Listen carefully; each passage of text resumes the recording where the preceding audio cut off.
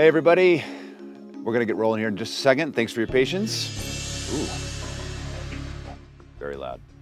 And if you have a mobile device, you're gonna wanna rotate it so that you can type in it like if I have my iPad in the wrong place, it's really hard to see the little type thing.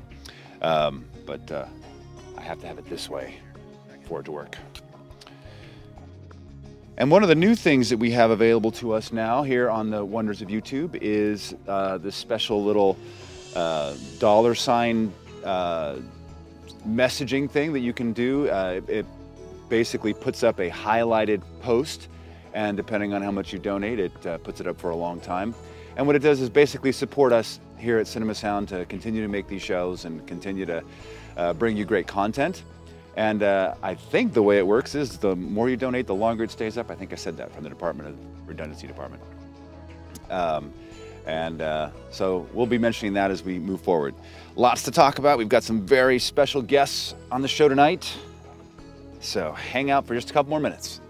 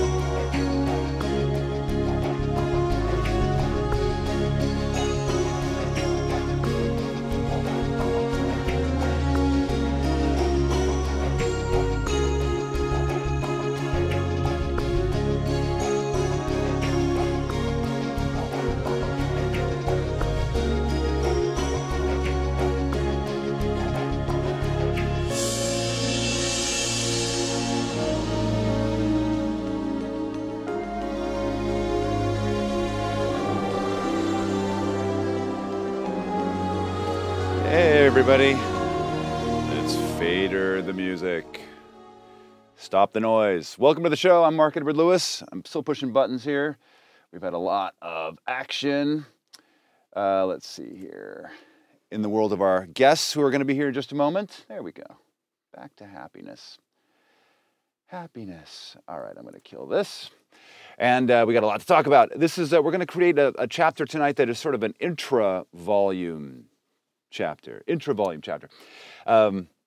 where we've got some user content that's been uploaded, and you can see here in our chat menu that if you have other user content that you want us to be looking at here on the show, we just, last week we tried it with Jody and we couldn't make it work. So this week, if you have user content you want us to be looking at on the show, upload it to that Google Drive. You shouldn't have to log in or anything. It should just come up on your browser and drag and drop, and it should show up. Obviously, give us some instructions. And so we know what we're going to do. We have a jam-packed schedule tonight, so we probably, won't be able to get to it. But next week, we will. And that'll be awesome. This is your last night for those of you who have pre-ordered the Foley Library, the Cinema Sound Foley Library, your last night to download all that Foley Library, the pre-order stuff. If you don't, starting tomorrow, it's a $25 charge for you to be able to do so. I think everybody's done it so far, or have let me know that that we're in the process of making sure that they get it. So that's super cool. What else? Oh, so this is the first stream that you can actually support Cinema Sound and the show and the site directly by posting. If you look, you'll see in the little chat thing an actual $sign. And if you touch that, you can do a special post that is highlighted, depending on how much you donate for a while, and on our little chat. And that, be respectful, but you can post whatever you want, and it'll stay highlighted on the chat room, and we'll know that it's you. You can advertise your business if you want, whatever. But the money that you would donate would go to Cinema Sound, and again, support us. And tonight, if you donate $50 or more, we will give you any and all of our online education that's on the store, specifically any of our education bits, the how to make auditions that get cast, Obi-Wan Kenobi audition 1, 2, 3, 5-1 mixing, my ebook. And what's the other one? Well, you know the other one. Whatever that is. I don't even remember, but it's up there. So $50 or more. Thank you very much. All right, so we're going to roll. Tonight we've got 3 files that we're going to be looking at from our good friend Jody. And hey, there's Hamil Brothers and there's Jody. So without further ado, I'm going to bring them on. We've been working diligently to get the technology from Lubbock, Texas to Los Angeles working in the wonderful worlds of streaming, and I think it's going to work, if you'll indulge us a little bit. All right, so I'm going to turn this over to, there's Mr. Ross Hamil, and his audio is on. Hello, Ross. How's it going? Hey. So what is the weather like over in Lubbock? Well, I mean, the weather right now, I couldn't tell you. I'm down in, well, if you've seen the record volume of Cinema Sound, we're actually down in the Slap Echo basement. But it was pretty warm a little bit before we got down here, and now we turned off the fans so that you guys wouldn't have to suffer through listening to it. And I can't tell you what it's like outside, but I'm sweating down here, and it's gonna be tons of fun. In the middle of winter, that's pretty serious. That's pretty awesome. Well, I think it was 24 when I took my kids to school this morning, and it reached 70 today. Wow. So. Yeah, it's been pouring rain here in LA, and I think we got down to 60. I think. Man. And that's cold. Whoa. Right. Whoa. Right. It's almost cold enough to not wear shorts. Almost. So I met the Hamil brothers during Sound Advice, believe it or not. Mm-hmm. For those of you who've been with us on Sound Advice, you know that tour. We met them in Houston after a double header. We did two in a row in Austin and in Dallas. And then we took a day off and we were in Houston and we met them. And actually, I know there are several of you who are Cinema Sound members from that show, which is pretty awesome. And we've worked together. They obviously were the ones that put together the bulk of the recording of the Cinema Sound education that all of you are a part of. And if you haven't been a part of it, please go register, go get it, go rent it, whatever you got to do, because there isn't a better value that I can offer you in education and getting the Hollywood immersive value of sound into your production. So they have done a really unique, what I would classify as a long format commercial, Ross. I'd call it like long format. We call it a brand commercial. Brand commercial. I like that. Yeah. So. Oh, and we're going to kind of dive into it because they did it all in Audition. And they're going to tell us what they shot it on. Ross is going to tell us all about that. But we're going to watch this first, and then we're going to dive in and just get into the tracks, look at what happened. So I'm going to switch us to the screen. Now we're looking at your screen. Fabulous. And that's cool. So you're going to see us up in this top corner up here. So, pay no attention to the good-looking men there at the top of your screen. Cool. So I think you're just going to play it for us. Yep. Cool. Yep. Hopefully the technology works this time. So I'm going to get it going. Maybe. There we go.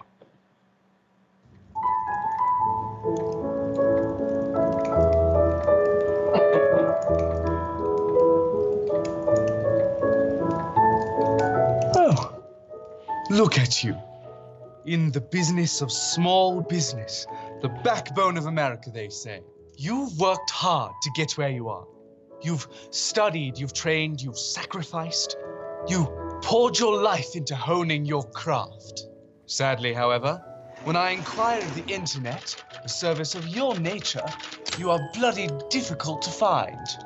What's worse, it appears that your competitors are the ones catching all the limelight. Why is that, I wonder? Oh, I know. Digital marketing.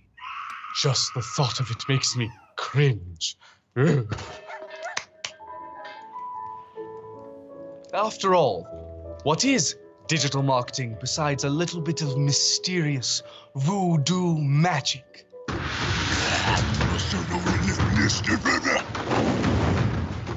That'll be $1,000. I completely understand.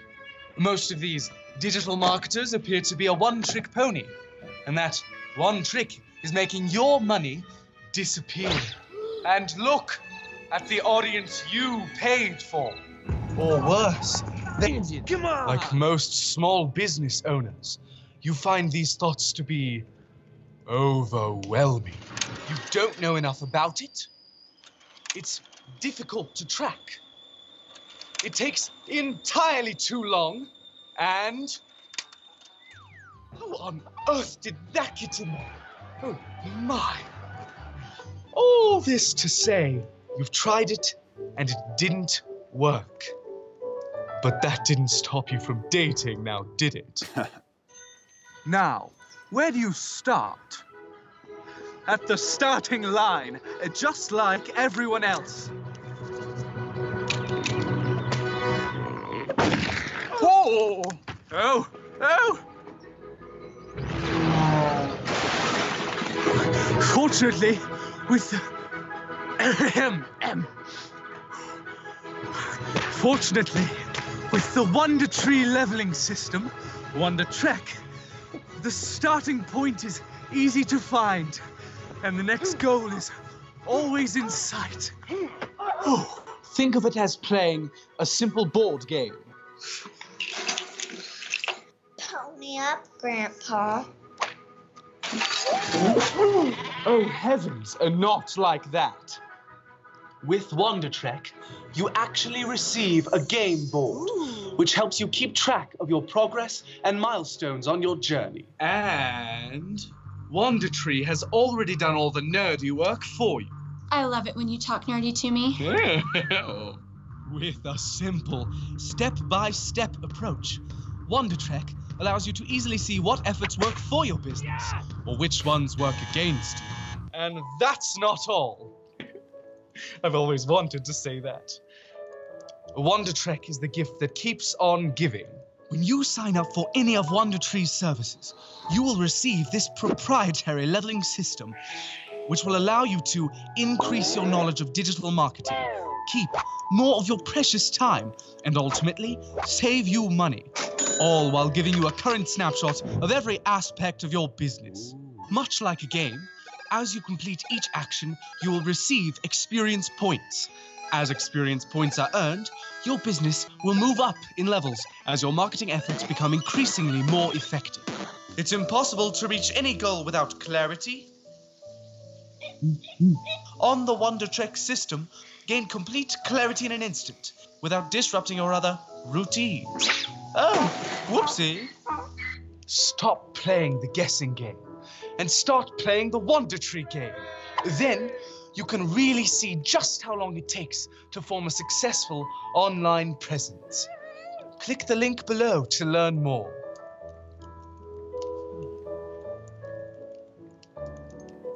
This is the best part right here.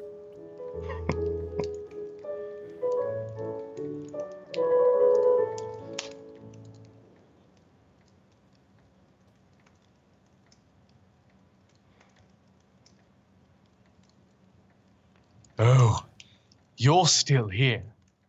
Haven't you clicked the link yet? Brilliant.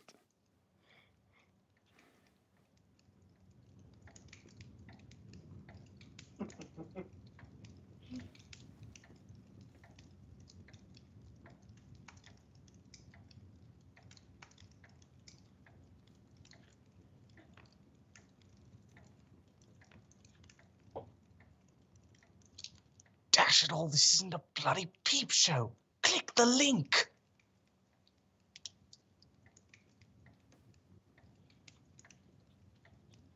I'd love to see the metrics on how many people have watched this far on it.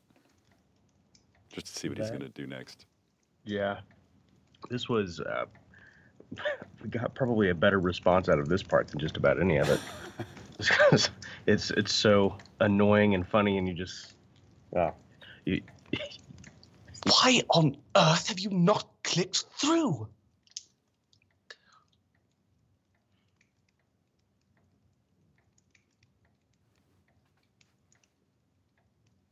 Awkward.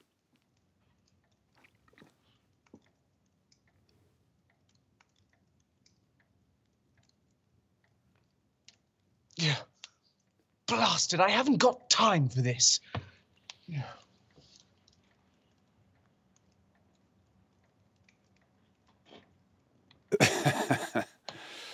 Beautiful.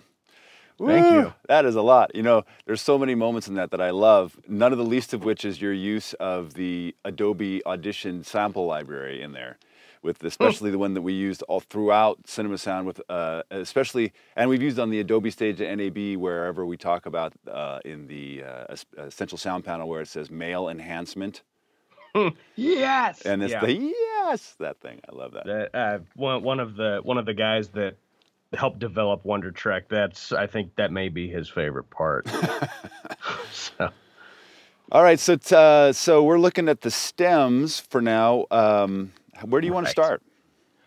Well, I mean, might as well start from the beginning. You know, the recording stage. So I'll turn this down a little bit so it doesn't blow us out. And I did go ahead and boost the input, so hopefully y'all could hear the ambiances. Great. At the end. But so we had a friend of ours from Dallas come through.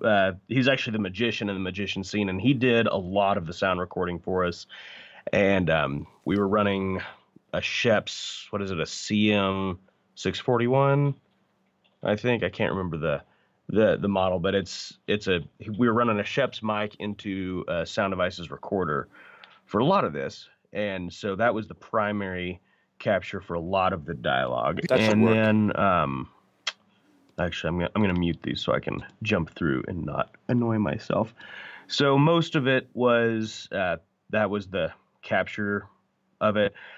So the voodoo scene, which was actually the very first scene that was part of this concept, whenever he's jumping in here, because we only had limited time to get this, and we couldn't get ADR on him, so we actually have a cinder block sitting just off screen with a Zoom H1, and we recorded him jumping in and doing his chant on a Zoom H1, because if any of our equipment was going to set on fire, that would be the one piece that I would vote for, because it's the cheapest piece of audio gear we own.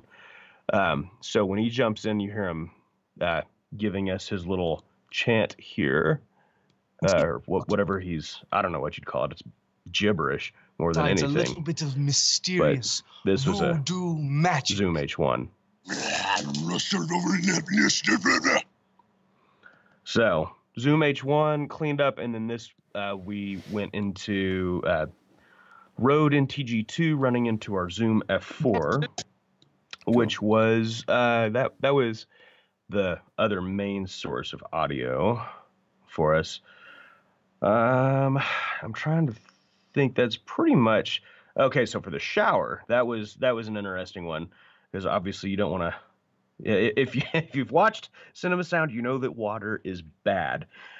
So what we ended up doing was just running. I put an Audix i5, which is similar to the Shure SM57, but this is just a piece of plexiglass that we went to Walmart and got a steamer, and the shower's actually running in there with them. But just put. You just made him in cold water. Made him be in cold water. It was comfortable. It was comfortable. You know, we try to take care of our talent. Otherwise, well, if we made him mad, then the whole project would have been dead. But so yeah, just a piece of plexiglass, and there's a mic stand underneath with an Audix i5, which, you know, I really didn't care if that got too wet or not, but it was far enough away from the water that it wasn't in any major danger, and then this part was Major ADR. danger. I like that. That's good. So yeah, so so yeah, pretty much I think this was the only ADR we had to do on this whole project. Everything else is live, was on set recorded, and everything, all the dialogue was cleaned up in RX, of course. I've actually, I don't think you can see it, but back here over my shoulder, I actually have the fix order of operations taped to my wall, so I never get it wrong. Fantastic. And yeah, And you all should have one of those. Yeah. I mean, I've got two pieces of paper. I've got my After Effects, and then my fix. But right here, let me see if it's on the dialogue or on the sound effects bus, the way I had to do it. Old game. Pony up, Grandpa. So that line, we couldn't get a microphone close enough to her. Totally. And I think doing ADR with a 7-year-old who's never acted before was a terrible idea. She did a great job, by the way. The way we had to coax her into being rude to our other friend Steven is we have a tennis ball on a microphone stand, and she's just looking past him and saying all that to the tennis ball, so she didn't feel bad about it. And sweet. So girl. we let me blow this up real quick, but right here behind these game pieces is a lav mic, just gaff taped to the table. Oh, that's how we had to catch her audio. And I mean, like you see, there's no place on here to hide a microphone, really. No. But look at how smart. So I want you all to look at how smart that is, right? So you like, he just pointed that out to us where they put the lav, and even now you can't find it. Like, you can see the edge, just the edge of it, right? But you would never know in a million years. And because of the reflection of the table, it's a hard surface, it's reflective. And it's a little bit of a drag that it has to be behind that little toy car or whatever that is. But you're not going to lose a lot of sound value in terms of like reflection or anything like that, because they're so close to the mouths of anybody that's speaking. And that one mic, theoretically, and in your case, absolutely, could pick up all three of those people without trouble. Not the gentleman standing so much, but those three people at the table perfectly. Right. And that's what we had to go with. And actually on this one, our audio guy had left by this point. So it was literally, it was just Jacob and I at this point doing stuff behind the camera. So, and for some reason, I don't know if it was camouflage, but I couldn't find our boom pole. So we actually have a lav mic on him right here. And I had to VFX that out, which that's a whole other realm of... it was something dumb that I wish I didn't have to do, but I had to do it because we had to get good audio. Yeah. And so, there. Had you thought about suspending it, even just using some gaffer tape on the ceiling and having the cable come down? I didn't think about that. We were in super crunch time, and it was a 2-person crew. Oh yeah. On this day, so it was. I wish I had thought of that, but I just didn't. And that's fine. I just wanted to make a note for everybody that has been in your situation 100 times, because I believe he only says his line once he arrives on his spot. Yeah. Let's take a look at it for a second. Let me zoom out of this and we'll take a look here, because he starts off looking at the camera. Think of it as playing a simple board game. But he doesn't really move all that much. Pony So up, he's not Grandpa. talking, not talking. Oh, heavens. Oh, yeah. Not like that. That would have been hard, because you would have had to have him in 2 different places. One at the camera, and then one where he's speaking away. That would have been hard. Right. Yeah, and I don't have enough mics to have pulled that off, so I couldn't have actually done that anyway. Totally. So, and then at this point, we did we do this with a microphone stand, Jacob? Right here? I think we had a microphone stand just behind camera. It was a fairly wide lens, with the Rode NTG2 pointing at him. We had it off to the right of camera. Well, on his direct shot, looking into camera. Oh. Because at that point, we still hadn't found the boom pole, which Jacob found promptly after we needed it. Naturally. naturally.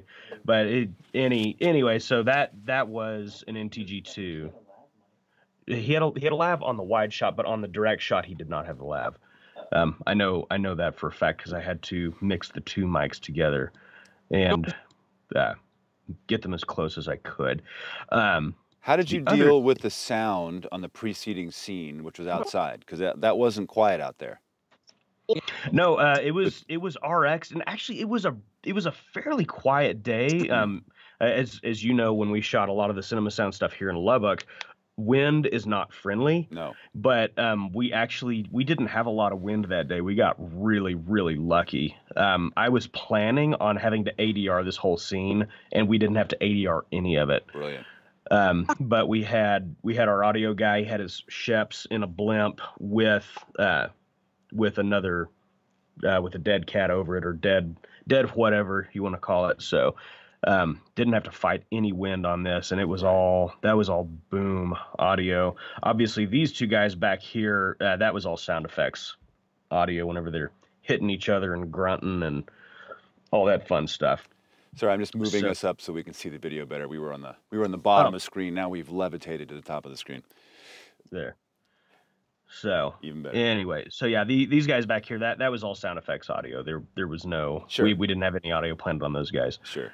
Which I think, it added to the comedy, and there were a lot of interesting choices I made just in the mix on this that I don't normally make because, with the comedy aspect of it, everything had to be really exaggerated. So, I mean, there were the obvious ones like, the donkey bray in the shower, and then the chicken and the dog whenever he's sitting by the fireplace, and, just a bunch of stuff like that was obvious comedy. But there was a lot of it that, like some of the Foley and sound effects I made a lot louder than I normally would have. So play this outdoor scene again, just so that everybody can hear what you did. You can ignore the dialogue and just listen to what's going on in the background. Okay. Okay. Do you want me to mute the dialogue? Because I can. Oh yeah, even better. That's right. Yeah. So let's go sound. Yeah, I'll just go sound effects. Perfect. Here. And I'll pull this up some.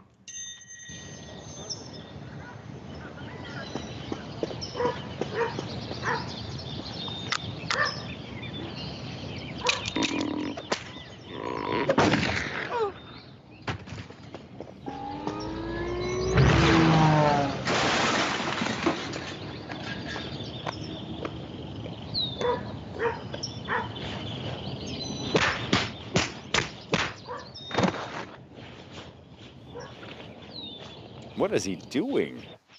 Trying to give him mouth to mouth, and he's fighting him. So there's a lot of layers in that. What I want to do, can you switch over to the session? And we would play this session for you, but unfortunately it's a 96K session, which is awesome. And Skype is very unhappy about getting a 96K session. So, but I do want to have you show them like the layers of tracks and just kind of walk them through, even though we can't really play it without chunking all over the place. What do we got here? So I've got 113 tracks here. You're right. Just 1 second, Jordan. You're absolutely right.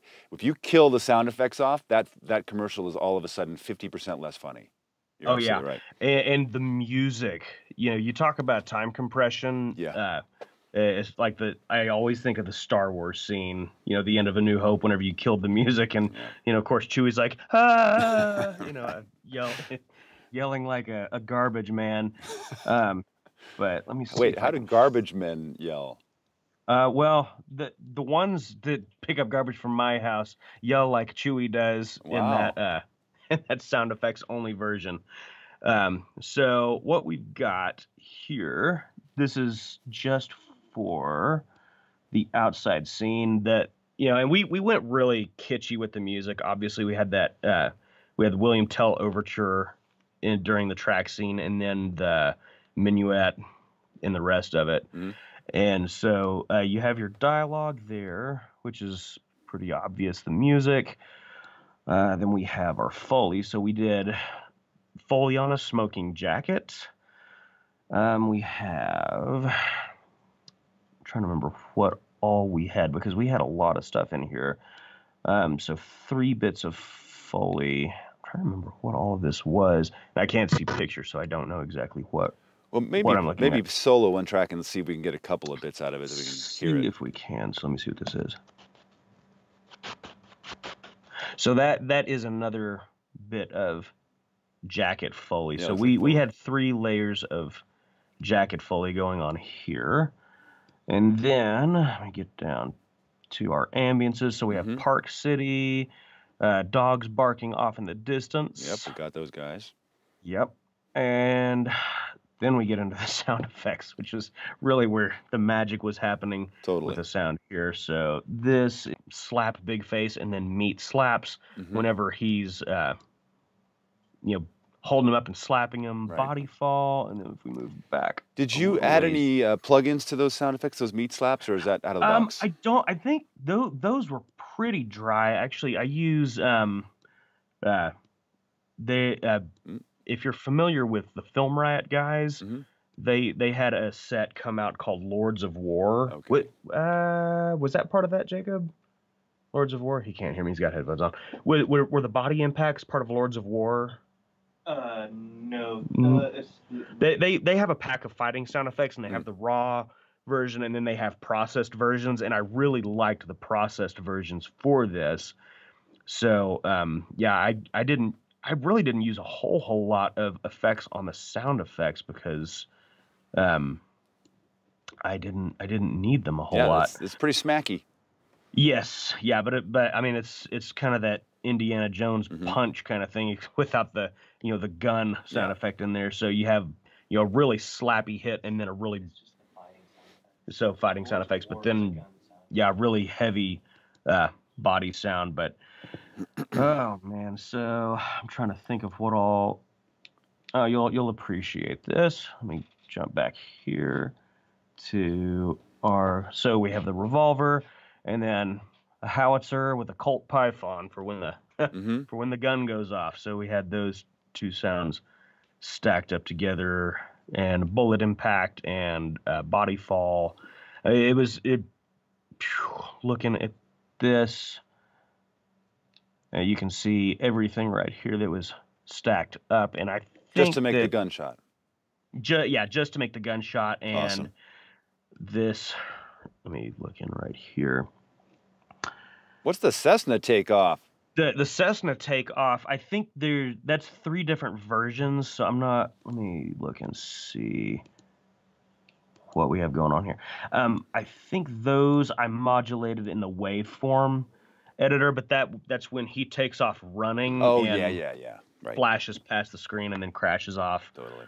Off screen. So really massively abusing sound effects for things that they weren't really intended for, just for the cartoon type of effects that we got. Well, and I want to note this too, and Jordan and Jody, you're aware of this because you're in our Facebook group. Ross came to the Facebook group and he's like, listen, I need help. What would I use on glass to make that sound? And he got some great responses. And then what do I do with the table? You probably remember in the early part, he pulls the table appears and then leaves. And what do we do? So, what's great about what Ross did is he really used the resources of Cinema Sound to help. And we are all here to support each other to get these projects made. And I think you made some really fun and really effective choices. I appreciate it. So funny thing with the glass, we actually decided to forego catching that practically, and we recorded Jacob. That is human voices. He made the sound. Let me see if I can solo this just for going you. Like that. He started off just kind of and then we went back and had him inhale, so you get and then I modulated that down using the waves. What is it? I can look over here and tell you. And so while I'm jumping over here, I'm going to take a minute to just tell everybody, if you don't have waves, get it. Yeah. Waves gold, and like if you can't afford it now, wait till like big, holiday sales type things. Well, you get 30% off for being a Cinema Sound member. Well, so that's I wish I'd known that when I bought it, but I got it. I don't even remember. I got it for I don't remember. I got it like 50% off or something like that. So, which was really, really good. Let me see where my shower. SFX VO. Also, while he's finding that, we're working out a deal with Magix so that you can get a great $150 off Spectral Layers Pro. Nice. It's going to be great. Yeah, Spectral Layers. That's one that. Well, actually, we won Spectral Layers at Sound Advice. You did in Houston. Man, hard effects shower whistle. So this is going to be it right here, I think. No, Donkey Bray. How many tracks are we talking about here? Are we talking about 80, 90 tracks? How many? 113. 113. So you exceeded the fight scene tracks in Audition that we used. Did we? Because we only had like 86. That's fine. I don't. Where is this? We love I don't know tracks. Where this is. Well, unless this is it. Oh, I guess that would make sense that it would be in the Foley track and not in the effects track. So basically what we had here, and I'll see if it'll play back if we're lucky enough. No, not lucky. So on his inhale, I used ultra pitch, mono, and a parametric equalizer. Can you double click ultra pitch so they can see what it looks like? Well, yeah, if I could click the right one. Ultra pitch, and I think there's the ultra pitch. There's 3 iterations of it that come with it. There's like a 3-voice and a 6-voice that come with it, and so I love the interface because you have your format up and down, and then your pitch horizontally, and so as you can see, I pulled it pretty far back and had him inhale to catch the sound of whenever you move across glass and you get a good squeak one way, you get a low rumble coming back the other way, and so that's why we had him do the inhale. Got it. On that. And let me see if I can. Here we go. This is going to be it. Ridiculously successful, that, right? Play it again. Play it again. Play it again. All right. Like, no one would believe you if you're like, oh, yeah, that's Jacob making that sound. What do you mean Jacob making that sound? What did he do? Scratch himself? No, he did it with his voice. What? That depends on how well you know Jacob. Well, I know, but if you told anybody else. It's very believable. But, yeah, so that was totally that very, very cartoon-inspired. And props to Jacob for coming up with that, because he was like, I think I can do this, and that's what we came up with, and absolutely loved it. It's true. And I want to jump to Jordan's question, which is a really great question in line with all of this, which is how much planning did you go into for sound effects? Because this thing, I mean, you've got to have at least 300 sound effects in here. How much of this did you pre-plan? There was a little bit, not as much as you would think. I knew that we wanted to go really goofy with it, so I had, pre-planning, not a whole lot. I had a few sound effects written into the script, but mostly, and some of this stuff was really off the cuff, like the scene with Jacob and Dansby, who, if y'all have seen Cinema Sound, you're familiar with Dansby a little bit in the record section, I think. Actually, in the workspace section. Workspace and whenever we were recording sound effects. Oh yeah, he's right. He's the there. Grain Silo. That's right. So, but either way, he's that scene kind of fell apart because we were supposed to have 2 extra people in the scene. We were supposed to have another runner running against our Englishman, and then a track coach, and both of those people, for personal reasons, could not make it. Plus, this was the day, the Sunday before New Year that we were shooting all this, so we had no resources available. Oh, boy. As far as crew goes. And so that scene just kind of manifested itself, because I wanted something in the background while the Englishman was off camera before he delivered his line, and I couldn't tell you whose idea it was to have you resuscitated and dead in the background. I think we kind of came up with it while you were working with him through. Yeah, I think I don't remember. We knew that we were going to have Dansby shoot off screen that was going to hit somebody, but it was never actually planned that Jacob was going to be that somebody and Dansby was going to try to resuscitate him in the background. So so there wasn't a lot of it that was super pre-planned. Most of it was just going through and watching it and thinking, you know, what is going to be funny here?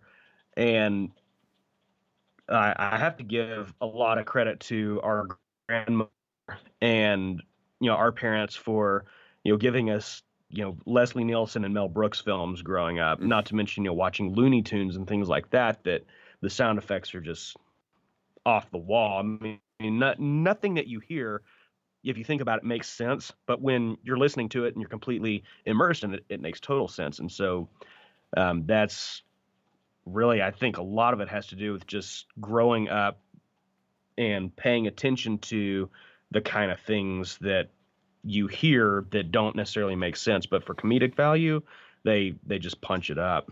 Yeah, and I have to say that I loved seeing some of my favorite interiors from many years ago as well. I think I remember seeing some of those. So very much thanks to the parents Hamil. Yeah. So I want to make a couple of observations that I want everybody to see.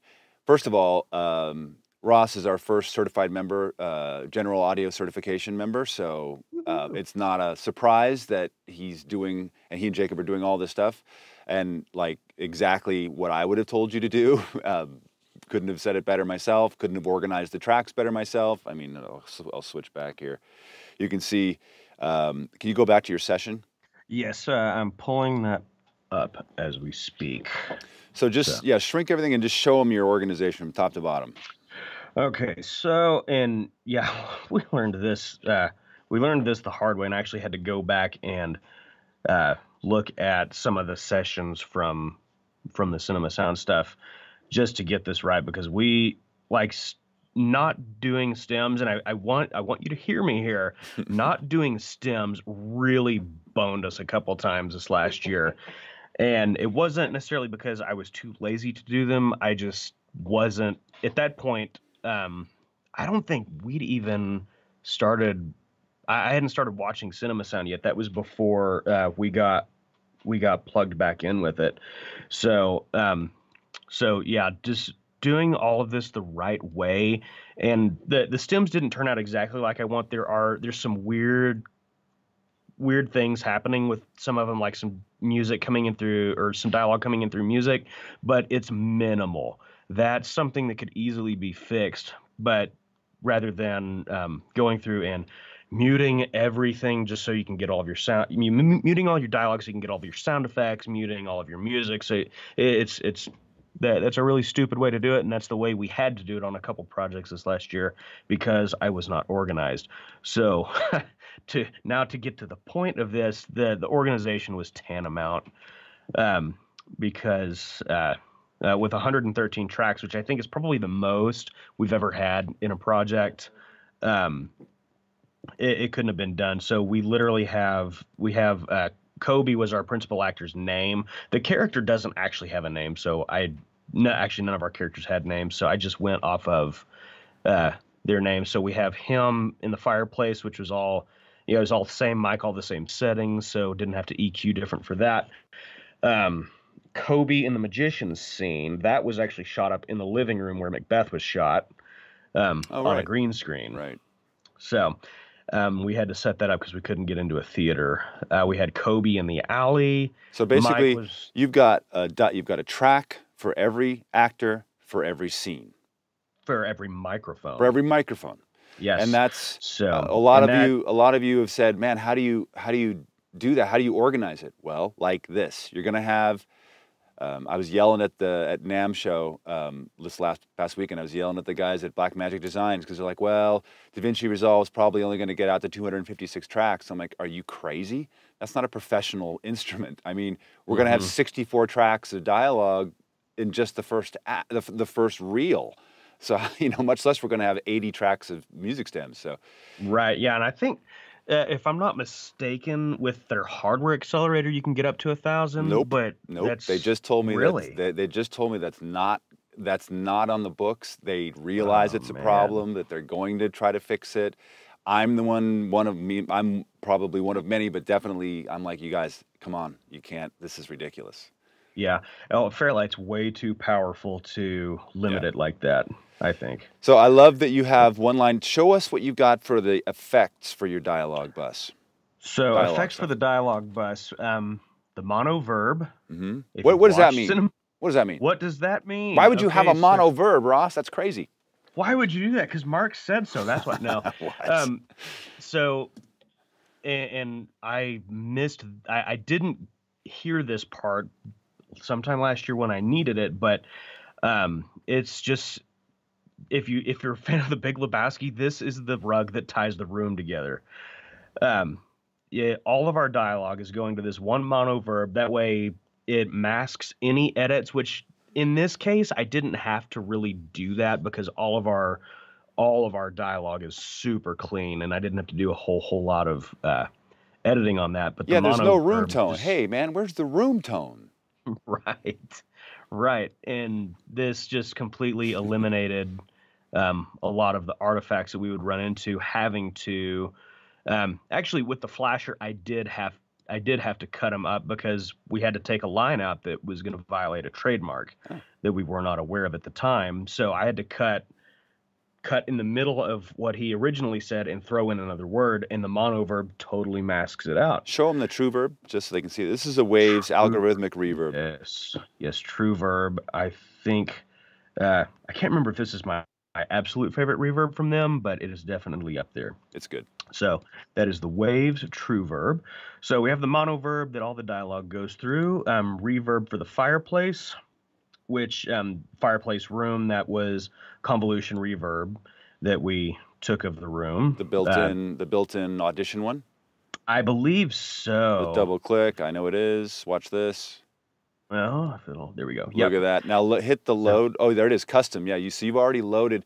So what we're talking about now, and this is one of the most powerful aspects of Audition that comes free if you're a Photoshop member. Oh, and you're paying for Creative Cloud.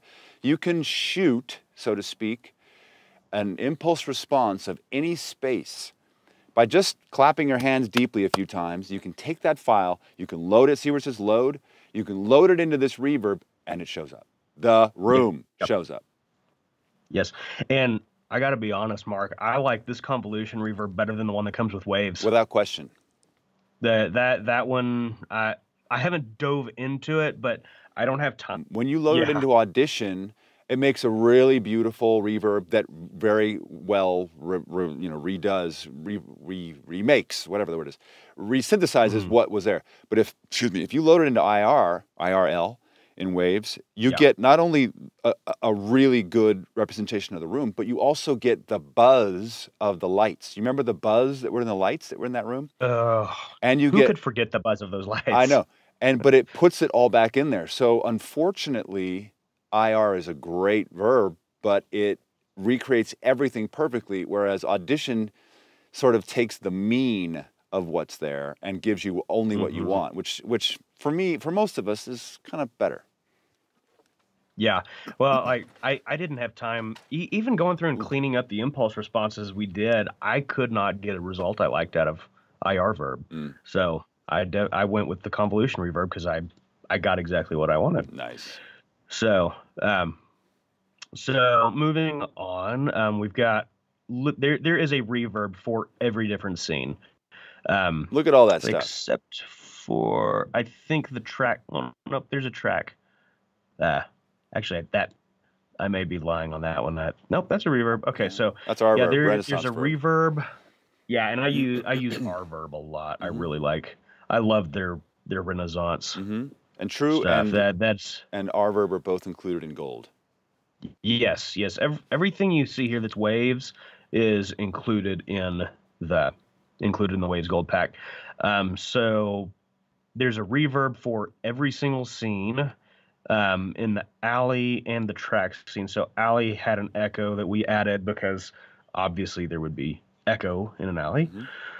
So this is great. On. Show us so that's the dialogue, and then because I'm going to run out of time, I want to get to at least one of Jody's files. Okay. And this because this is so interesting though. So scroll down to the sound effects. Okay. I think that's what you have next. Oh no, you have music next. I have music next. The music, there's reverb for all of them. The only thing I really want to touch on with the music for the alley scene, I wanted it to sound like they were near a club, and like if you listen in the background, you can hear some people fighting. So I mean, it's a really really janky part of town in real life, and I wanted to recreate that sonically. So in the alley, this was. Let me see if I can get this to open. So you can see I just killed it with the reverb, or not with the equalizer. So I mean, you don't get much out of the music there, and then it's even worse. This one's a low pass filter and a bit crusher, and this is actually a free bit crusher, by the way, by Tritic. I don't know how you say that, but it's free and it worked really well. And if you're wondering why a bit crusher, because if you're standing outside a club, everything around, especially with the type of music we picked, everything in the vicinity is going to be vibrating like crazy. And recreating that vibration wasn't something that I didn't know how to do it, and I don't think we could have done it in the amount of time that we had. So the bit crusher actually gave us this vibration sound, and it almost sounds like it's coming out of a trunk of a car. Brilliant idea. So, brilliant. Do what? Brilliant idea. So I thank you. So so that one, that was definitely an outside of the box thinking thing that I had to overcome. So now onto our sound effects and something else. I'm going to go back to music real quick. In the shower, the music actually has shower echo and shower reverb. Most of the music you hear, with the exception of the track scene, has the same room reverb on it that the scene took place in, almost as if the music is following him. Did you convolute that reverb, or did you use a built-in one? For which one? In the shower? I think the shower convolution reverb. Oh no, that's true. Well, I didn't like what I was getting out of the convolution reverb, so I used true verb. Perfect.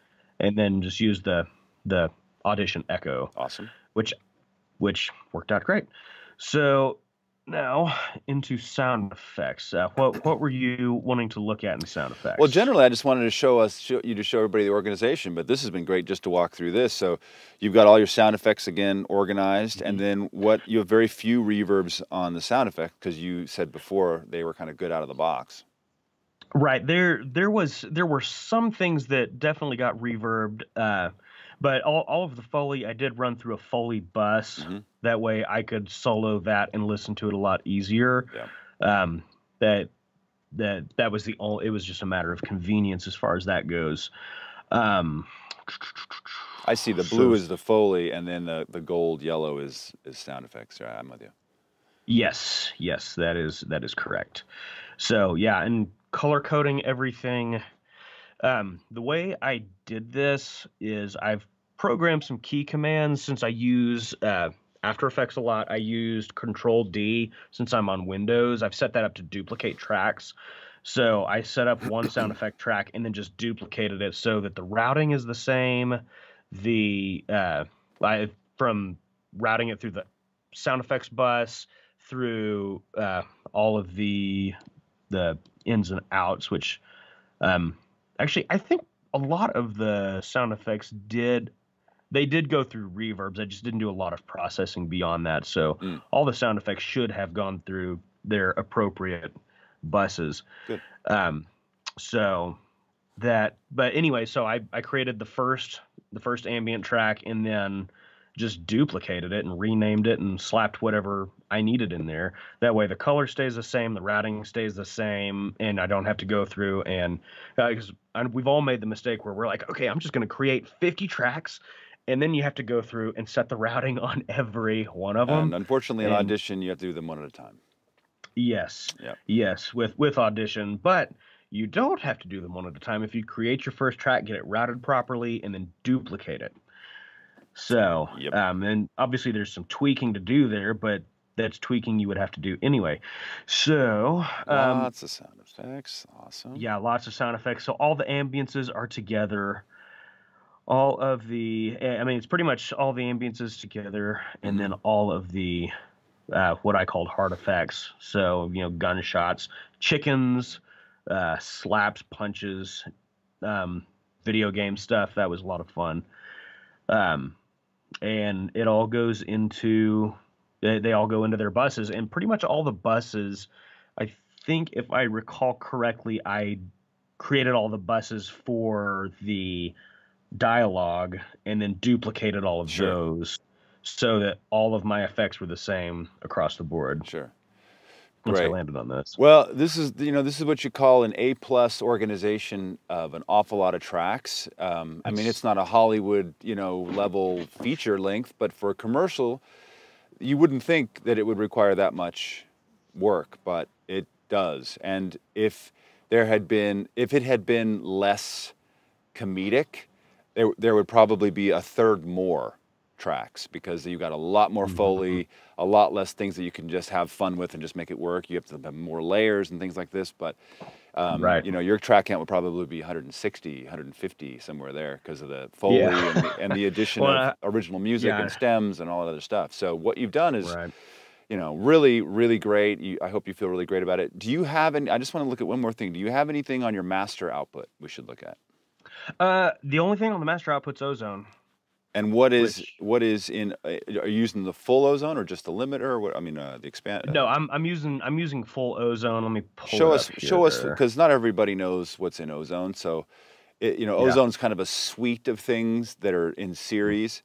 And he's got an EQ, he's got a multiband compressor, he's got a limiter, and then a stereo enhancer, and then at the end he's got an analog modeled limiter on top of it all. So kind of tell us what you're thinking there. So, this is just the sweetening EQ. I really liked everything that I had without ozone, because I had to mix this entire thing without ozone on it. And being totally honest, I had to guess a lot with ozone because I couldn't get everything to play back. Well, you know what we ran into just trying to play it back for the show tonight. So.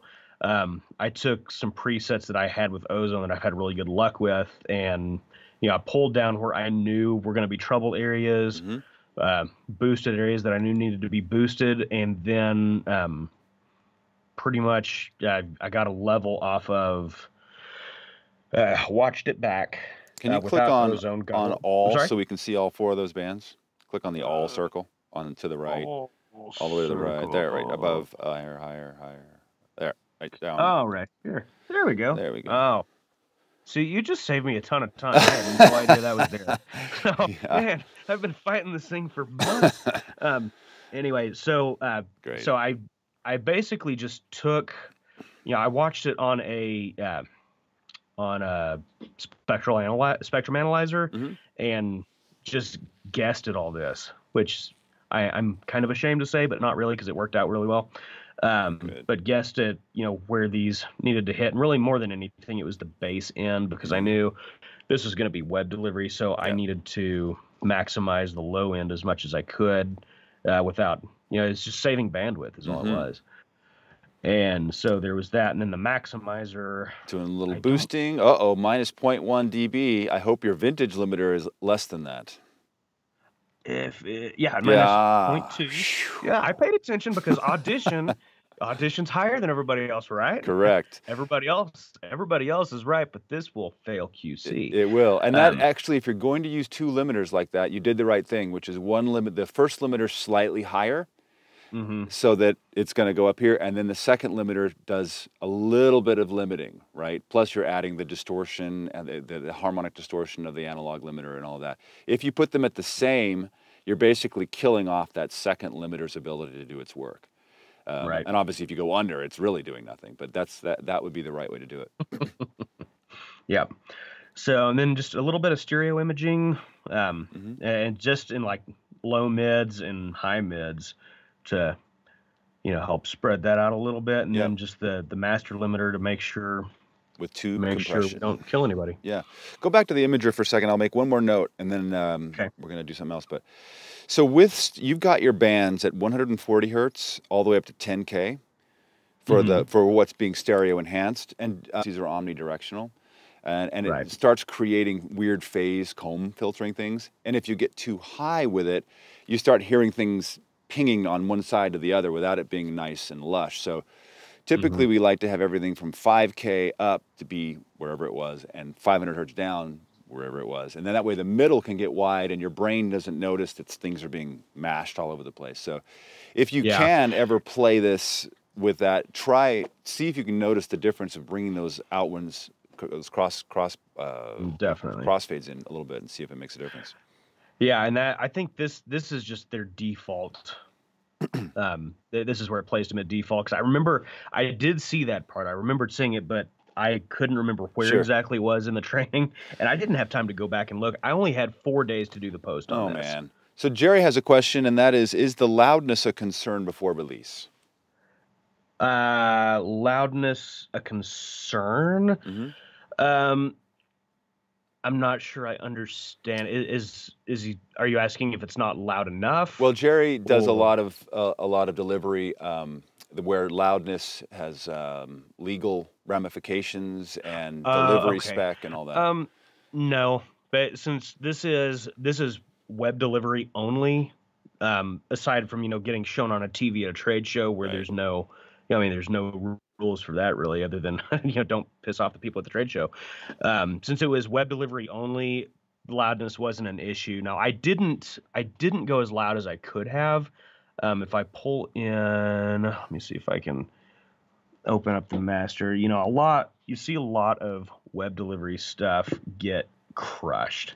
Like, it just looks like a total haircut across the whole thing. And this is, let me see if I can blow this up. This was that's the master waveform. So there really is a lot of dynamic range there still. So just because, we're dealing with an Englishman who obviously has more money than sense, it's kind of the effect we were going for. So I wanted the sound to be elegant. I didn't want it to be so loud, and I didn't want to give it a haircut, as you say, too much, just because I felt like that would have pulled a lot of life out of the project that was there. Cool. Well, this has been amazing to see your mixes and to see that incredible amount of work. And if you haven't seen the full thing, well, those of us who are on the Facebook page have seen it, but go and watch it, and maybe Jacob will put the link in the thread there. Jacob, will you put the link in the thread for the Wonder Tree? Wonder Trek ad? Yeah, we'll get it in there. Awesome. I'm gonna keep Ross on here for a second, and Ross, I know you're gonna have to. Here, I'm moving you around. I'm making you a little bit bigger. You're gonna have to probably watch the delay. I'm gonna explain, but you'll be able to hear what we're doing. Jody Glover has given us some, how shall I call them? Amazing pieces of audio for us to look at. We're gonna, if I've got time, and if I don't have everybody just fall off and go, "We hate you, go away." We're going to take a look at it and how we might be able to fix it up, what we might be able to do in Audition, and what we can do in RX. And this first example, I'm going to take us back to the screen here, is I don't know what the context is for this. I don't know what it was for. I don't have any introduction. All I know is that it sounds, we're going to double click, like this.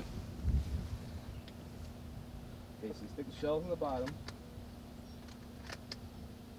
Pump it in, and you fit 3 shells in the gun altogether. That's safety on, that's safety off, ready to fire. Right.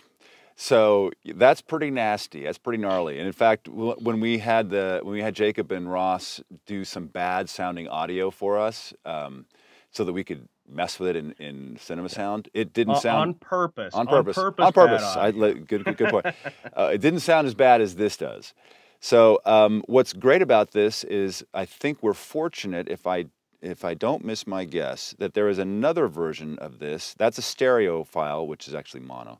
There's another version of this, which is here. Okay, so you stick the shells on the bottom. Pump it in. And you can fit 3 shells in the gun altogether. And that's safety on, that's safety off, ready to fire. So that's a different context, different microphone, I'm guessing different position, different everything, but at least we've got, and a lot more noise, but at least we might have a better signal to noise ratio, at least with the sound itself.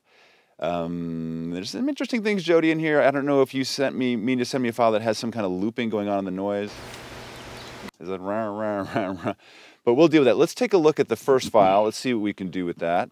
We're going to double click. I'm going to go to the spectral view. And the first thing, as you know, we do is we want to normalize. Ideally, we would raise this up to 192 kilohertz, upsample it, but we know what happens when we do that while we're streaming.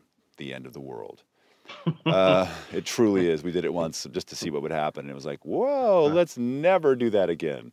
So we're going to go to normalize process, and as we know, normalize always to -3 decibels. Doesn't take very long at all. And if we take a look at the waveform, it looks like those shotgun clicks are going to ruin us for this. So what we're going to, because we don't care about the shotgun loading. I'm guessing it's a shotgun. It sounds like a shotgun. So I'm actually going to undo, and I'm going to do what I would tell you not to do, and that is normalize over 0, which is like, wait, what? Well, because I don't care about that shotgun stuff. I want to go, I'm going to use not hard, I'm going to use gain. Yeah. Amplification. I want this to be not this. You know what I'm going to do? I'm not going to even need to do that. I'm just going to raise, select all, and do +12. Let's see how far we go here. If my waveforms go over, nope, I got even more room. We're going to undo. Go to 15 decibels. How are my waveforms? Now I'm not looking at these waveforms, I'm looking at the dialogue waveforms. I can even go louder. I love it. Oh, 15 is all I get in Audition. That's plenty. So now we have to be careful about our not hitting these shotgun loads because that's going to get loud. Okay, so you stick the shells on the bottom. Cool. So we want to find this noise. And the first thing I would do actually is, if you can see here where his voice is not in the low frequencies. You got all these tones that are down here, right? That there's no reason to have this sound in here. It's just taking up, like Ross said, bandwidth. So I'm going to go to the marquee tool, and I'm going to find all of these lows, and I'm just going to get rid of them like that. Now they're gone. So we can focus on just the part of the dialogue that we want. We're going to go to Effects, Noise Reduction, Restore. We're going to say Capture Noise Print, and then Noise Reduction Process. And you're like, well, Mark, last week you showed us about the denoise thing. I know, but this is serious. And denoise we're going to use in a second. We're going to use this to kind of try to knock down the overall. Let's see how we're going to do here. I'm just going to select this piece of dialogue right here. Let's see how we're going to do. Okay, so you stick the shells on the bottom. Okay, so you stick the shells on the bottom. And let's listen to the output noise only. So we're not getting a lot of the dialogue, which is good. We're getting a little of that fuzz, digital fuzz. Okay, so you stick the shells on the bottom. And what we really want is a much stronger reduction, but I'm not sure we're going to get it. Okay, so you stick the shells on the bottom. And it's also cutting out the sibilant. So we may have to do kind of a 6 decibel or so reduction. Okay, so you stick the shells on the bottom. Which is all right, I suppose. Not great, but we'll try it for the first time through. We'll go like this. And it does a lot of, you can see in here this dithering kind of stuff that's happening. That's the, the fast Fourier process that Audition uses to get rid of noise. Okay, so you stick the shells on the bottom. Now let's try something interesting, because we've lost a lot of high frequencies. Okay, so you stick the shells on the bottom. Or maybe they were never there in the first place. We're going to go to something that we talked about in Cinema Sound, and that is I'm going to go to AU, Synaptic, Unfilter. I know. You're like, I don't have that. I know you don't, but you should. They were at the NAMM show showing this, and everybody going, where do we get it? It's been out for years. And we're going to click Learn. We're going to hit Play, and we're going to do this, and as it's playing, it will learn what's missing. You need to fit 3 shells in the gun altogether. That's safety on. Actually, I want to not have the load, because that'll mess it up. We're going to try this again. That's safety on. That's safety off, ready to fire. Notice how much more high frequency there is in there. Obviously a ton of noise, but That's safety. let's try that. We're going to apply. I'm going to turn off learn so I don't mess everything up. Ross, are you able to see this like 30 seconds later? But you're hearing it, yeah? Yeah, I'm watching. You're watching it, but hearing it. You're hearing it now, though. Yeah, I'm hearing it real time. But, okay. At least trying to piece together what I've heard with what I'm seeing later. Now let's try denoise, the regular old fantastic machine learning denoise. It's an audition. Now that we've got some high frequencies. Okay, so stick the shells on the bottom. Let's try the full bandwidth. Okay, so stick the shells on the bottom. Okay, so stick the shells on the bottom. Okay, so stick the shells on the bottom. If we run it all the way up. Okay, so stick the shells on the bottom. Too much. And let's try just the high. Okay, so stick the shells on the bottom. All right, let's try the low. Okay, so stick the shells on the bottom. Let's see. It's not great, but it's an interesting combo, and it helps with the high frequencies. Okay, so stick the shells on the bottom.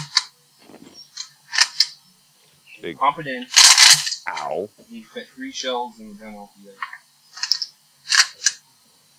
That's safety on. That's safety off, ready to fire.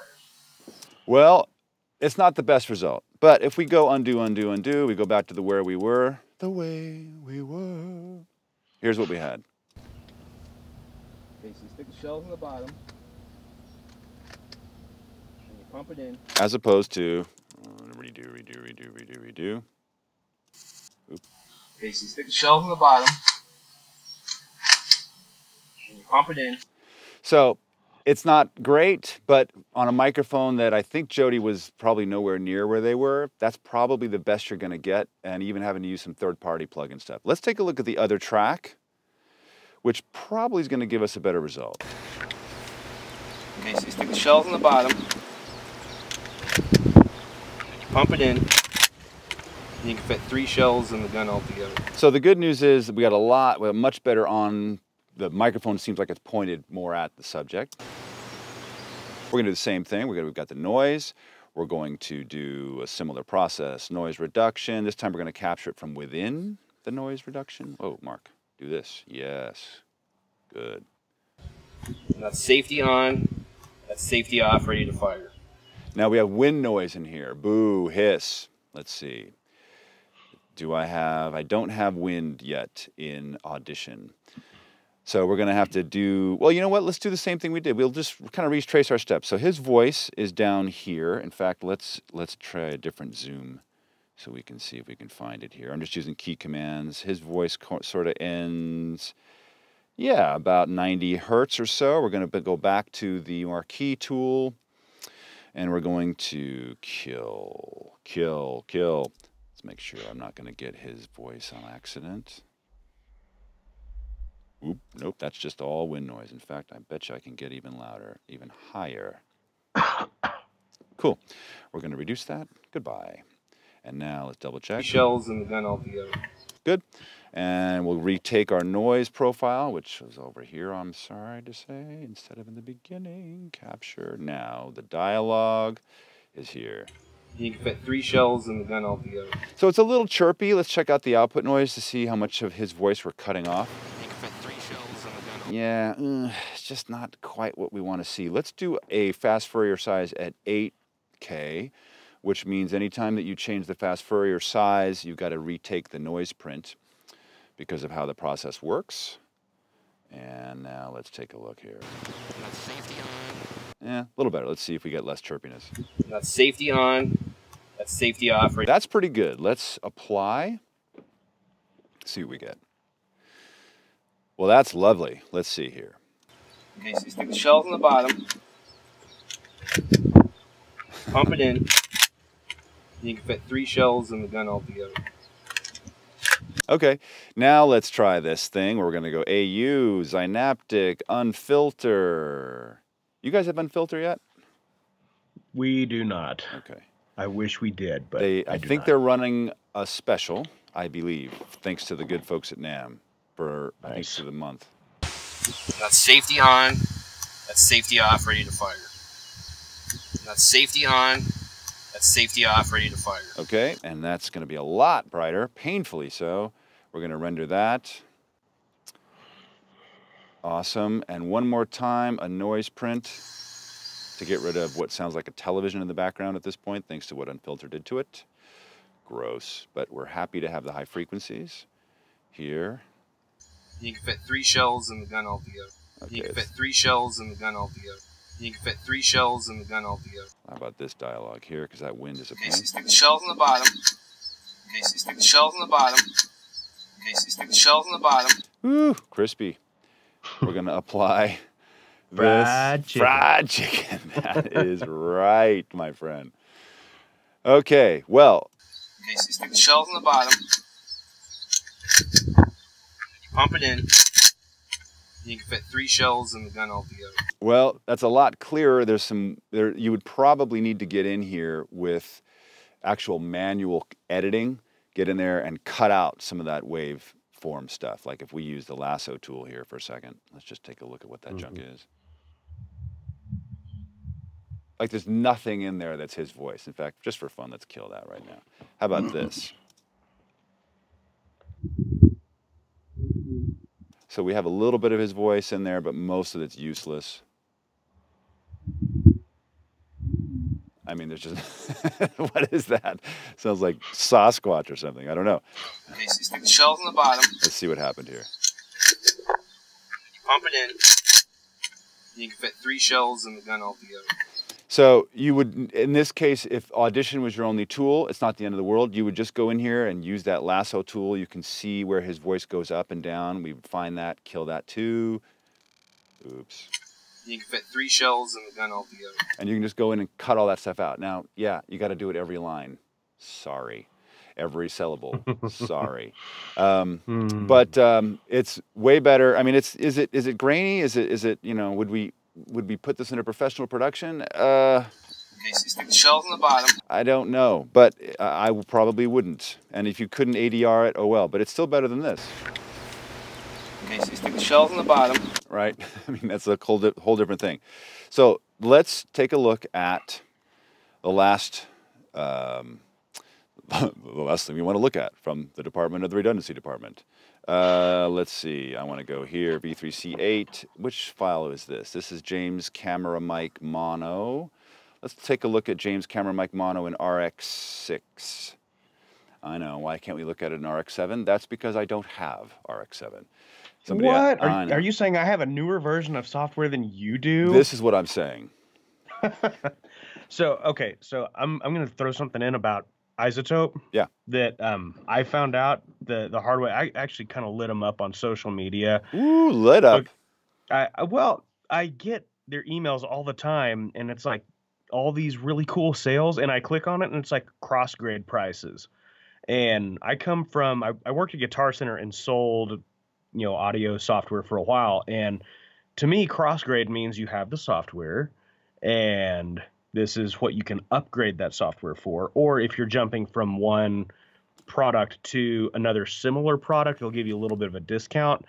And so I feel like they kind of misrepresented it a little bit. And so it kind of, you know, it kind of chapped me that, you know, I didn't have any paid Isotope products at that point. And it's like, why am I getting these emails with these advertised prices that I can't get? You know, you need to, I don't know who needs to do it, but y'all need to fix your advertising, because this isn't fair to advertise these prices and nobody can get them. Well, they reached out and they were like, so what cross-grade pricing means is if you have any Isotope product whatsoever, you get the discount price. And when I say any Isotope product ever, that's their free imager, their vinyl, their free plugins qualify you for these discounts. So no monetary investment to get these discounts. And so I got into RX7 for, you know, a couple $100, but the big one was I bought the N2O2 package and got into Neutron and Ozone set 8, I think, for both of them. Neutron 2 and Ozone 8 advanced for like $250. What? Looking for an Isotope product. Speaking of which, I'm in isotope RX6, laugh if you will. And for those of you who are watching, I did the same thing. I raised the gain 15 decibels, so we're looking at the same thing that we had before. Instead of using the spectral denoise, I'm going to use dialogue isolate. And if you were at NAM or NAB last year, you know, we were all like, what is this thing? Let's see how it does. I mean, this is the perfect test for dialogue isolate, right? That the machine learning tens of thousands of hours of dialogue analyzed. Here we go. I'm just going to do, because it takes a little bit while to do this, I'm just going to do this first part of this dialogue here. We're going to hit process. Lots of processing to be done. One of the nice things about RX is that it is pretty good at multi-threading.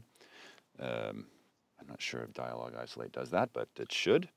Is that only available in the advanced version? Should be. Okay. Yeah, I believe so. Gotcha. Yeah, because I don't see it in mine. I see. You have RX7, but you not don't advanced. have. Oh, no. There you go. Which another interesting thing to bring up is they do in RX7 there is a voice denoise and a spectral denoise, so two different types of denoise. And with the spectral, they opened up the advanced settings. Oh, that's nice. We have voice in 6 as well, but yeah, we don't have that last bit. I believe also in 7, dialogue isolate can be previewed, which we cannot do in 6. Okay, let's see what happened here. Okay, so you stick the shells on the bottom. Pump it in. Well, that's pretty separate. I mean, that is really strongly separated. Let me see here. You can fit 3 shells in the gun altogether.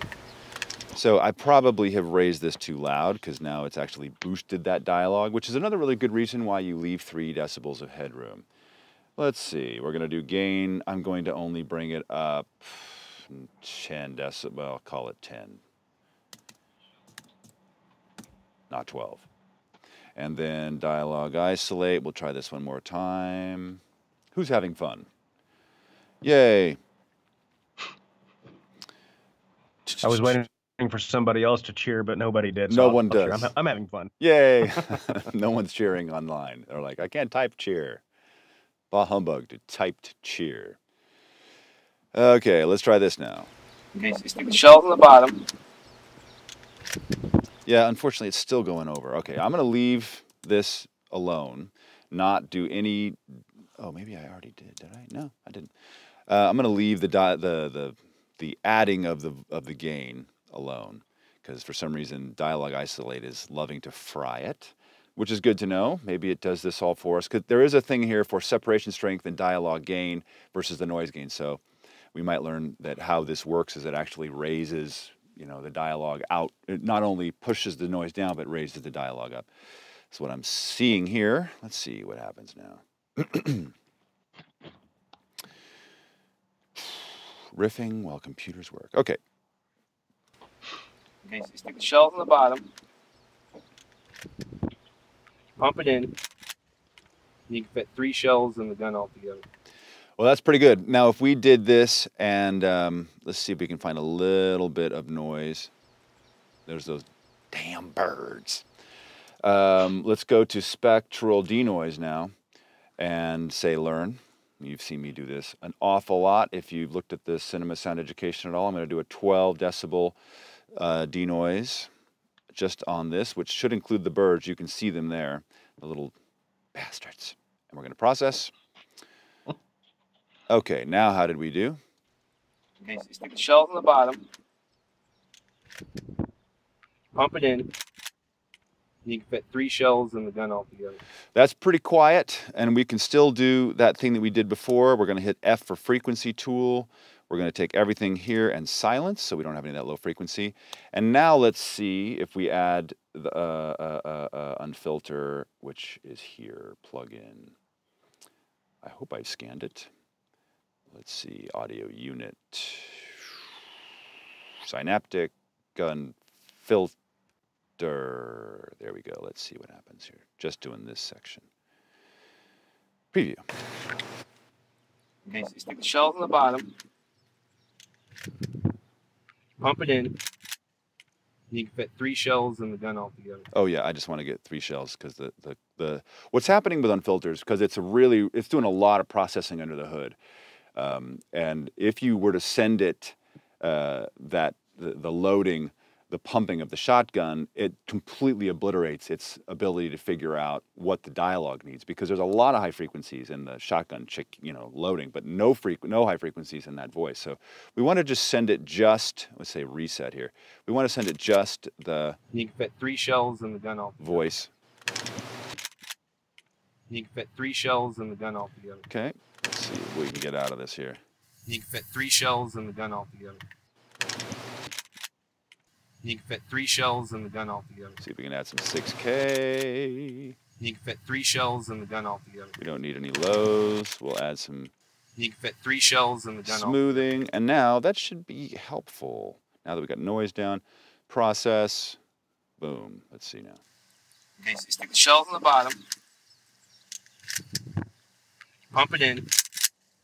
You can fit 3 shells in the gun altogether. It's super clear. Let's see if D-Wind will solve that last bit of nonsense with the microphone Russell, our enemy Russell. Here's D-Wind, which can preview. Yay, happy. Okay, so you stick the shells on the bottom.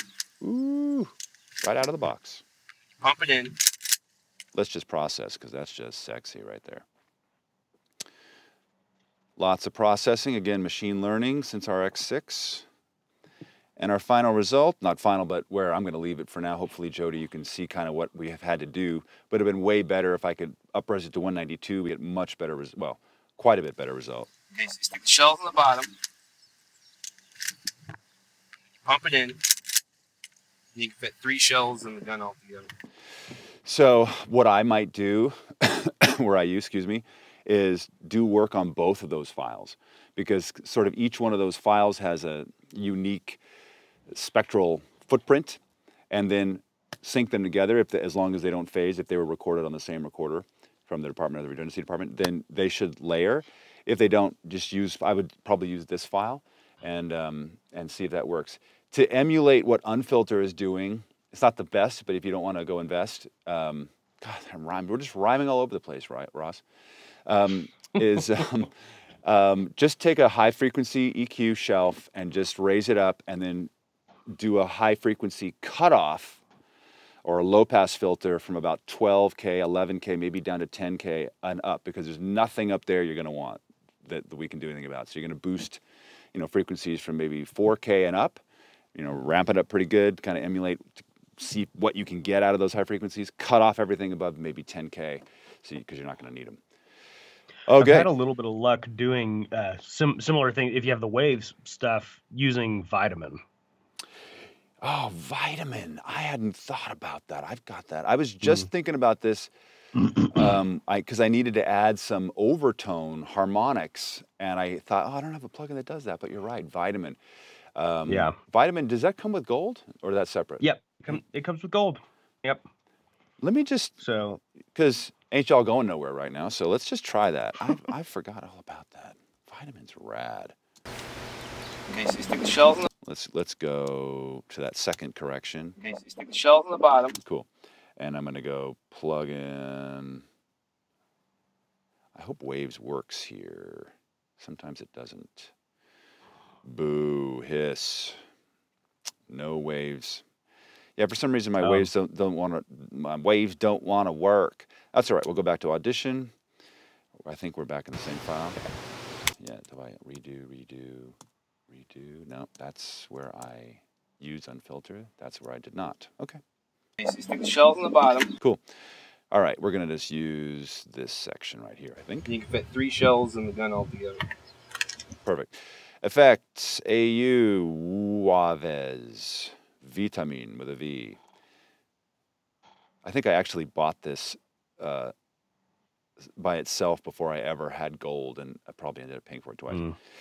So this is what I did with Q10. Yeah, you're like, oh, Q10's awesome, yay! And then you're like, oh, I'll buy gold. Oh, wait a minute, it's already in there. Really? Well, they do actually. If you buy a plug-in, they do give you a discount if you buy a plug-in that's in the pack. And it's super cheap. What is it, $30 if you buy it singly, something like this, from Waves? And you've got all kinds of things. I'm not going to get into all of this, but you have the direct signal versus you can just have the harmonics. It's instead of adding just EQ and boosting, it actually adds a certain amount of overtones in addition to adding these harmonics. So it's able to put in frequencies that aren't really present. And you can see we have crossfades to select where the bands would be, just like in a multi-band compressor, like in the article we published today. So let's just take a listen here, see what happens. You can fit 3 shells in the gun altogether. You can fit 3 shells in the gun altogether. Beautiful. You can fit 3 shells in the gun altogether. You can fit 3 wow. shells. That's amazing. I wish I'd have thought of that, but no, you get the credit, sir. You can fit 3 shells in the gun altogether. You can fit 3 shells in the gun altogether. So we want to not do that. And you so can this fit is 3 shells in the gun altogether. You can fit 3 shells in the gun altogether. You can fit 3 shells in the gun altogether. And you can fit 3 shells in the gun altogether. You can see this punch setting. When transients hit, it actually throws more harmonics at it. So because of that loading, we want to not do that. We want to keep this at 0 so that it doesn't help. We don't want to help the gun loading part. You can fit 3 shells in the gun altogether. So I want you to take a look at this here. And this will be the last thing we do tonight, and then I'll let y'all go. Notice the blackness that's up here. And when we hit apply, notice that it didn't enhance the noise, the black area. I'll undo. If you can see it, I'll zoom in here. Only these sibilant, these higher areas were enhanced. If I redo, oops, undo, redo, undo, redo. Notice that these are the only things that are being enhanced, which is really, really smart. And it's adding frequencies. Stop it. Oh, I know why I'm on Zoom. It's adding frequencies that you wouldn't be able to do with an EQ without also bringing up the noise. And an EQ would have done that, but an EQ would also bring up the noise in that section, which is not what's present here. So, Jody, hey, Mark, I'm being watching this back, and your screen is not sharing. Oh man! So all that doing and undoing and redoing and undoing, you get to redo and undo it all over again. I have done this before. I just get so excited, and I'm looking at the screen, and no one else is. Take 2, everybody. All right, back to ones. FX, AU, Wave, Wavez. I'm glad you said that. Another good reason to have you here. Vitamin, Mono. There. So sorry, folks. Thank you for not. There we go. Here's your EQ. You've got your crossovers, just like in the multi-band compressor that we talked about today. There's that punch thing I was saying not to add in this case. And as I hit play... You can fit 3 shells in the gun altogether. You can fit 3 shells in the gun altogether. You can see that it's only boosting while it's getting noise going through its own little threshold thing, and not otherwise. You can fit 3 shells in the gun altogether. You can fit 3 shells in the gun altogether. And the punch? You can fit 3 shells in the gun altogether. Don't need that. You can fit 3 shells in the gun altogether. All right, so now we're going to show you this. We're going to hit apply. And look here on these frequencies, the high frequencies. If I undo, move my cursor, redo, undo, redo. It brings up the noise a little bit, but mainly it's bringing up these frequencies, which are what's existing in the original file, and adding harmonics to it, whereas an EQ would just go and smash it all up there. Thank you for doing that one more time with me. Now, with visuals. I do that about once every month, where I'm like, hey, it's been 20 minutes, and everyone's like, dude, you're good looking, but not that good looking. Wow. I hear that a lot. So anyway, it's like, what is it, 30 bucks? I don't know. It's way cheaper than Unfilter. Unfilter's an incredible tool, especially if you're screwed. It does things like if somebody if the microphone fell down in a pocket and it just sounds like this, it will resurrect the dialogue. It's unbelievable. But for things that are marginal like this, yeah, you're right. It's a great call. Vitamin from Waves is a great situation. Anybody else have any questions? I haven't actually asked for any questions, but yeah, Jody's got another file that we'll look at next week because we're like way over time now. Let's see, what have I got here? Looking up here. Let's see, Jacob has been very busy. I can see that. Oh, it's the first time you've ever been able to hear that line. Oh, I'm sorry. Well, I'm glad you could. Um, and let's see. Oh, yes, we can't see your screen, Mark. Duh. And then thank you for showing us that. I think it's for that. Okay, good. Yeah. If you've looked at I think it's in effects or maybe it's in edit where we talk about looping. If you had access to that gentleman, I don't know who he is, you could loop those lines as long as you could see his face in about 4 minutes and have it done and have it perfect and then add all the control that you want. And probably the amount of time you'll spend fixing that dialogue to get only a marginal result is better served ADRing and looping. We on Sound Advice, well, Ross was there. Was it you, Ross, that did the ADR in Houston?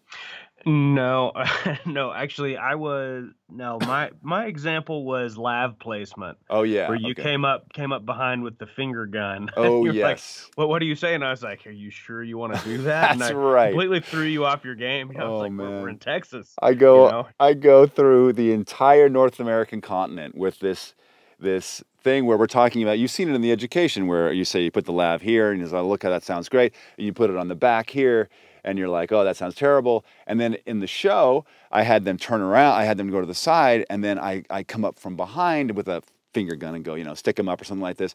And they're supposed to turn over the shoulder and then it's supposed to sound great because the mic's now, on the back. And they're like, and they're like, oh, what do you want? And oh no. And, we heard everything that you could imagine out of wimpy sound and filmmaker America, and Canada was even better, where we couldn't get them to actually say anything. They were just like, You sure you want to do that? It cracked me up. I definitely lost Mark the teacher for that moment. What in the world were we talking about?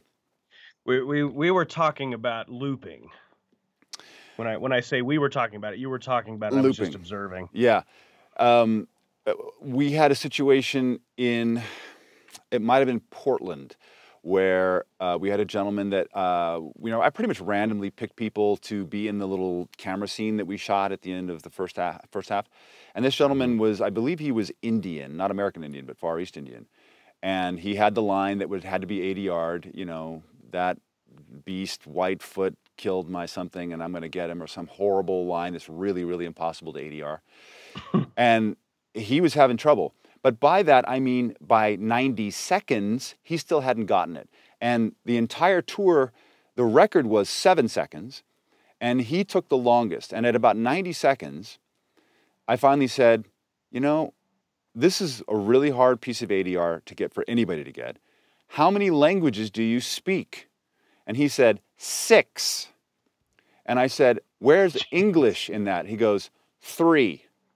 So English was his third language. He spoke 6, and it was words like Whitefoot, and it was just really weird. And it was, he said it in a stuttering way. And once we got that, and the audience was like, oh no, it's not going to get it. And once they realized this guy is the perfect example of he'd never done ADR before. He's not an actor. He's a filmmaker. English was third language and along with everything else. Difficult line, never done it before. And we're 90 seconds in and he's not getting it. And everybody relaxed. He relaxed.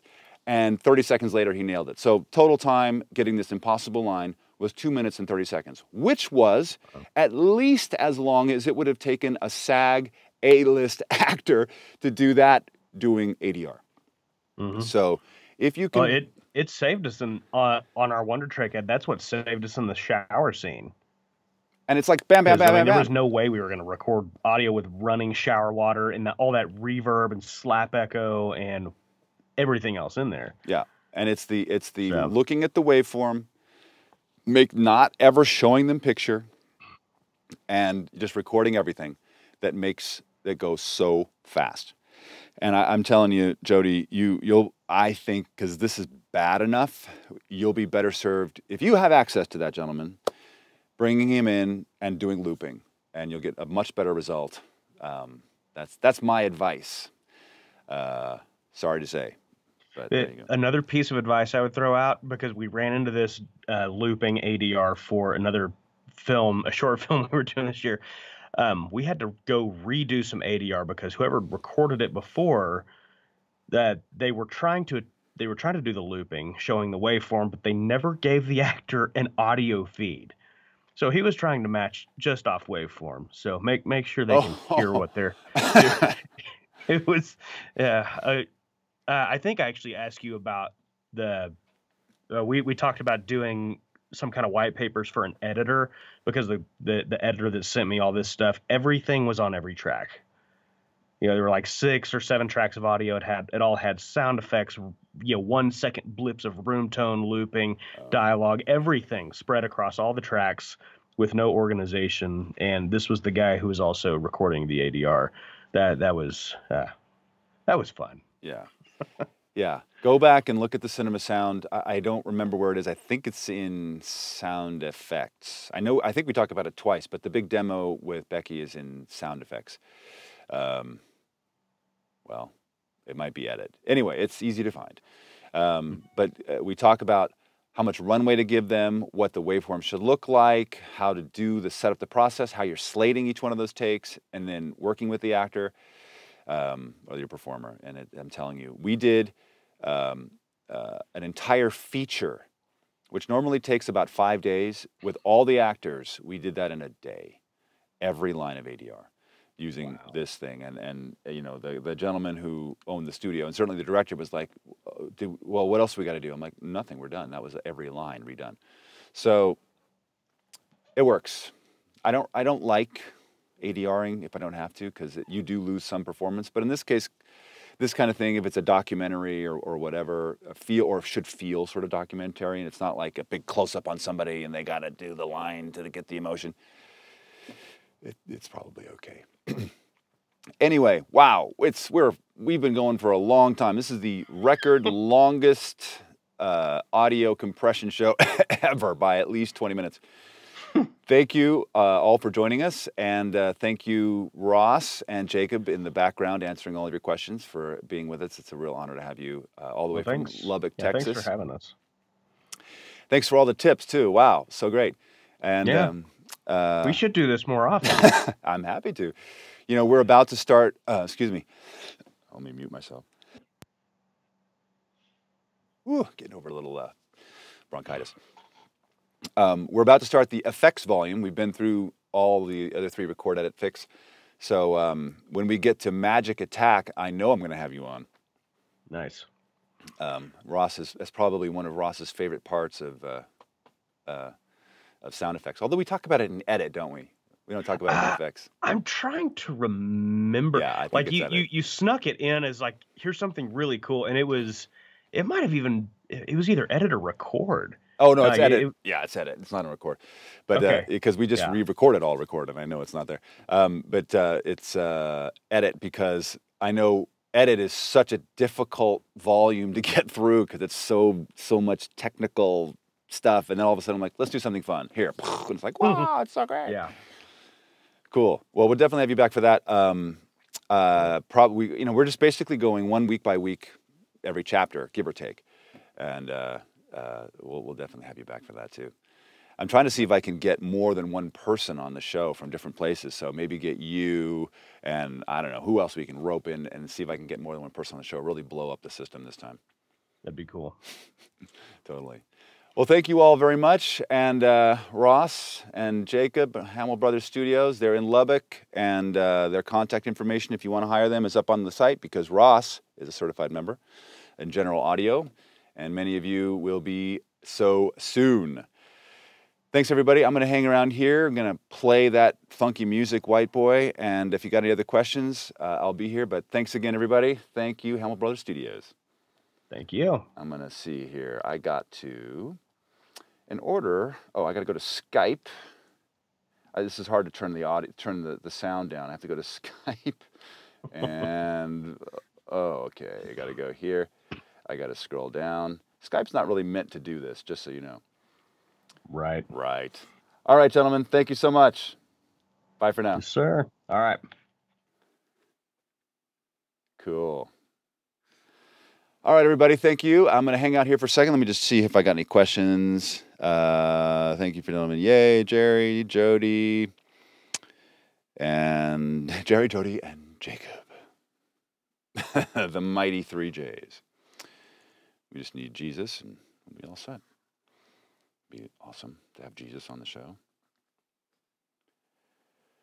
Treat your sound recordist as thyself, the golden rule. Here we go.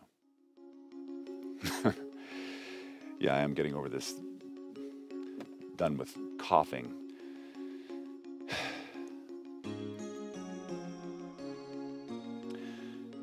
All right, cool. So yeah, next week, again, well, tonight, if you have not downloaded Foley Library, please do so. Please. Because they are all going to be down by tomorrow morning. And then for those of you who have pre-ordered the DaVinci Resolve presets library, the great news is today I got word from the head of development that they do have a solution. They're going to give it to us, and then we can finally finish this silly thing. For all y'all, thank you again for your patience. Final Cut Pro library is in process. I'm just waiting. All the EQ stuff's been done for a while. We're just waiting for the final combinations to be done. And then that'll go out toot sweet with all haste. What else have we got rolling on here? Looks like we have the Soundfield surround mic, which we've been using for the ambience library, but looks like Sennheiser's going to grant us a VR microphone to use. I don't know how limited time that will be, but it will be limited. Yay! Thank you, Jody, so much for that. Very much. Thank you so much. I really appreciate that. Looks like they're going to be granting us a VR mic to be able to both continue with the ambience library and to do a little comparison. You going to the dance? Yep. Oh, I got an audio track. This is the other Jody track. Let me mute it. Wow. Woo. We'll be listening to that next week. Are you going to the dance? So that'll be great. And we'll be able to do an article, and probably I'm going to do a video on comparing the Soundfield mic, which is really the upgraded Rode surround mic, with the VR mic, and just kind of see what they sound like. And we're going to start doing ambisonic videos so that you know how to do ambisonic recording, how to do ambisonic post, in Audition, and I think we might even be able to do some stuff with getting it onto Facebook, because Facebook has a really easy way to get ambisonic material to your 360 visuals, and even not. So you can just literally scroll around on Facebook and have the audio turn. It's really pretty cool. But in the next couple coming weeks, you'll be seeing that stuff, which is super cool.